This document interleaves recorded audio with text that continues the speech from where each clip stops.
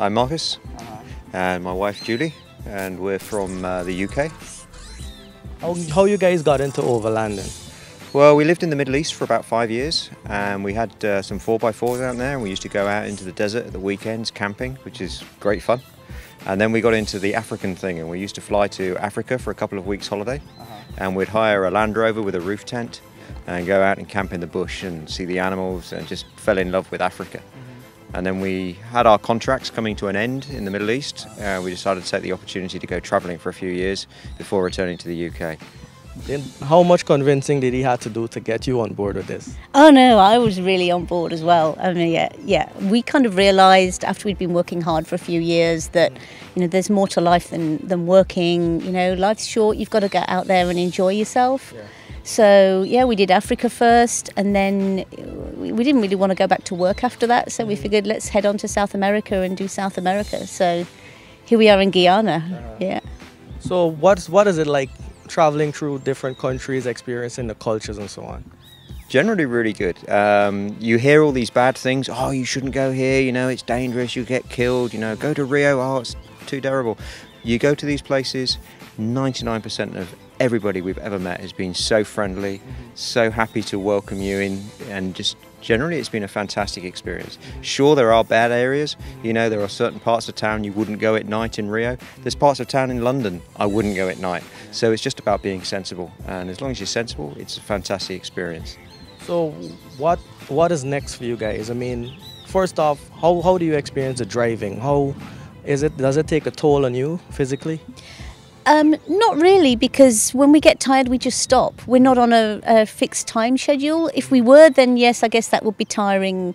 But if we have some tough distance to cover, maybe there's not much to see for a few thousand kilometres, we're tired at the end of that, we stop for a few days. We can stop anywhere we want. We have everything we want on board. We've got enough food and water. So yeah, when we get tired, we stop. And when we're bored, we move on. You know, when we've seen enough of a place, we move on. So that's the way we plan. We don't plan. We just see how places are and stay as long as a visa will allow us. Okay. So what's next for you guys from here? What is the plan? The big picture is to head down towards Brazil, and then across Brazil, and then into Peru and north up to Alaska. On the shorter term, we're looking at doing some good stuff in Guyana, going and seeing your waterfalls, seeing your jungles. We've met up some 4x4 guys, so maybe we're going to get some advice on some really good tracks and routes we can do, and basically see as much of the country as we can. Yeah, we're really looking forward to seeing Guyana. We haven't seen that much yet. We just came across from Suriname along the coast, so we're really looking forward to getting down into the interior, seeing the waterfalls and exploring the country. Now, walk me through this rig that you have here. I mean, we see a lot of overland rigs coming through Guyana, through Latam, and you know, from Brazil and so on. This is the best one I've seen so far. I mean, is it fully customized by you guys?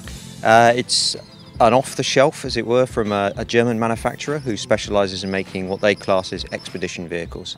So the base vehicle is an Iveco Daily 4x4, which comes stock, fully modified for 4x4, and then the company in Germany built the cabin that went on the back.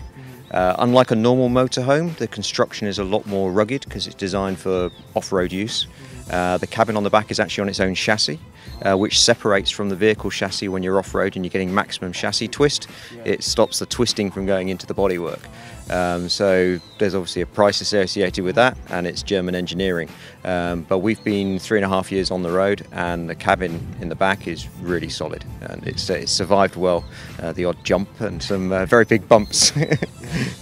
What is the maintenance like? Have you guys ever had so much trouble that you had to shut down operations for a while and then get somebody to come check the vehicle or so on, or is it really reliable? No, it's fairly reliable. We have had a few problems, but luckily Marcus is really competent with the technical side of things, so we've not encountered anything that he can't fix himself.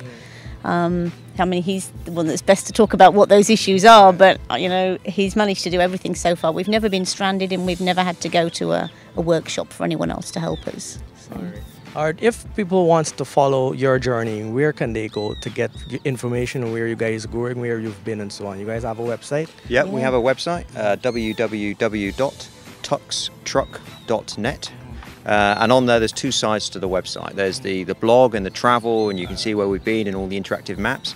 And then there's my geeky side, which is all about the vehicle, modifications and systems and things that are on the vehicle. Well, thanks a lot and best of luck to both of you. You're welcome. Okay, Thank you. thank you very much. Thanks a lot for coming on the show. Thank you. All right.